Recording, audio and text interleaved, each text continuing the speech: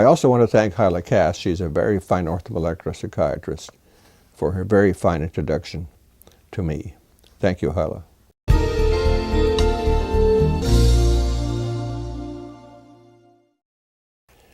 1960, I met Bill W. at a meeting in New York City. We were at an interesting meeting that was put on by Eileen Garrett. She was the president of the American Parapsychology Foundation, and Bill was very interested in these phenomena. We met there, and we became great friends. We began to talk, and then Humphrey and I started telling him about the results we were getting with niacin and alcoholics. Bill was a bright guy. He was so intelligent that he immediately saw the possibilities. If we were right then, we had a way of doing even more than AA could do by itself. He didn't want to get rid of AA, but he wanted to make it better, because the results of AA by itself without the nutritional component are not that good, even though it has been helpful to millions of people. So Bill became quite excited. I was at that time working with the Huxley Institute of Biosocial Research, and I was its president for a while, which meant I had to go to New York City quite often. I think I've been there at least 100 times.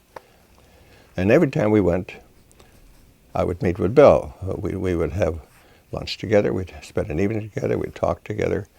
I learned so much from him. I learned more from him about the field of addiction than from any other single source. One day, I'm in New York City at his hotel, spending an evening together.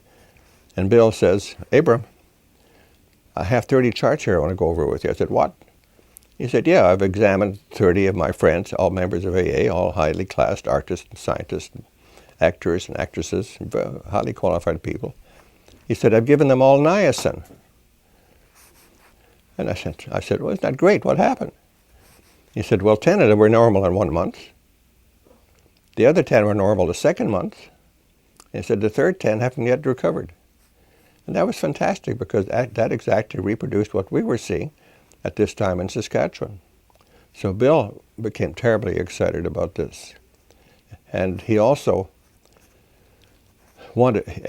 discovered, by handing out niacin freely, that it had many other properties. It had many other properties. For example, it was excellent for arthritis. And this is based upon the work of Bill Kaufman, who published his papers in 1945, 1950. He also discovered from us that it lowered cholesterol levels. We had discovered this in Saskatchewan and published our paper in 55. It is the best compound known for lowering cholesterol and elevating the HDL, the good one. In contrast to the statins, which is fraudulent, which really do not help anyone except the drug companies who sell them, niacin, in fact, is really good, and it is the only compound that has been proven by the American government in a huge coronary drug study to cut down the death rate amongst men who had already had one coronary. And it is today the golden standard for lowering cholesterol, even though most doctors don't know about it. Bill knew about all this, and he decided that he was going to distribute this information to the organization called the International Doctors in AA. There's so many doctors who are alcoholic, they have their own medical association. And they had been after him for years to come and talk to him, but he was getting cautious. He didn't want to become God. As he said, he didn't want to deify himself. So he was gradually withdrawing and was doing less and less public speaking. So it occurred to him that this would be an advantage. So they invited him to come to a meeting held in Indianapolis on the Speedway, one of their motels. And he said to them, "If you invite Dr. Hoffer to come, I'll come and speak to you too." Well, hell, they would have invited the devil to get Bill. They didn't care about me. They wanted Bill. They would do anything to get Bill to talk to them. So Bill contacted me and said, "Will you come?" And I said, "Delighted." So we appeared in Indianapolis, and there was this great meeting. I was surrounded by doctors, all members of AA, and Bill W. And Bill got up and gave a beautiful presentation outlining what I had just outlined to you. And then I got up and spoke, and I outlined on a more scientific way exactly what it was we were doing. Now, I loved these doctors in AA. They were really practical doctors. Today, if I were to present such findings to a meeting, and they would decide to investigate it, first of all, they would appoint a committee. They would investigate it. They'd have to get approval from all their scientific committees, their ethics committees, And by the time they decided to do something 2 years later, the idea would be dead. This meeting was different. They appointed a committee of three. 3 members of this committee were supposed to look into our claims, and they did the right thing. They all started taking niacin. And a month later, they all said, hey, it's great. Every one of them felt better because they were taking niacin. So now Bill had the official sanction of the AA doctors. And he then wrote a communication to AA physicians. Some of you in this meeting might have seen it, but they're fantastic communications because he was also a good writer. And in this communication, he let the members of AA know that in addition to AA, they should also take niacin. Now, he didn't emphasize the rest of nutrition because he was being very cautious about what he did. And he ran into a lot of trouble because the international AA in New York City were very upset with Bill. Now, it was rather interesting because he had appointed them all. They were all close friends of his. And yet the doctors on this committee felt that Bill W., who didn't have an MD, didn't have the right to talk about vitamins. In the same way, they accused Linus Pauling of being a fraud because he didn't have an MD. Therefore, what right did he have to talk about medicine? So this had a great impact, and by the time Bill died, the thing was moving really very fast. There was a lot of corroboration. It wasn't just a matter of hearsay, just a few people getting results.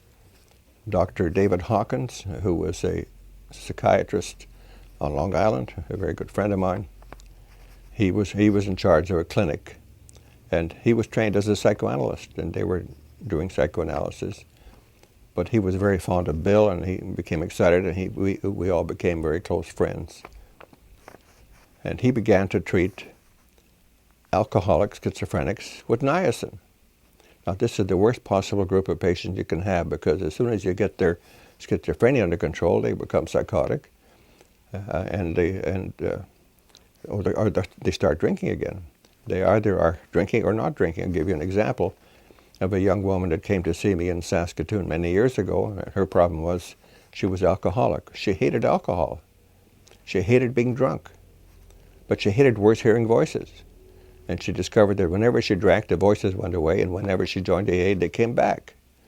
What was she going to do? Just terrible problems. So she came to talk to me, and I said, we have a third way. The third way is for you to get well without the voices coming back. And I put her on niacin. And within 2 or 3 months, she was clear of her voices, and she no longer had to drink. She was a good member of AA. In fact, she was one of that group in Saskatoon of Schizophrenics Anonymous that I had organized with Bill W.'s help. It was the first Schizophrenics Anonymous group we ran, and she became one of our experts in helping these people deal with how to run a meeting.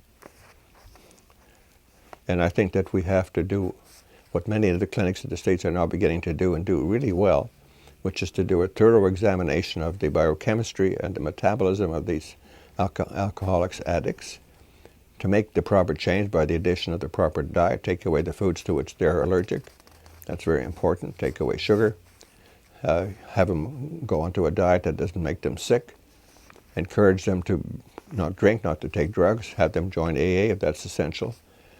Give them the support that they need to convert them from people who are essentially sick to people who are normal.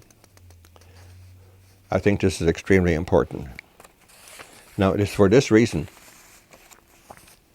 that I want to thank your organization. I want to thank Ms. Rubens for being so helpful in arranging this. I want to thank the CARA for giving me this award, which I certainly do appreciate.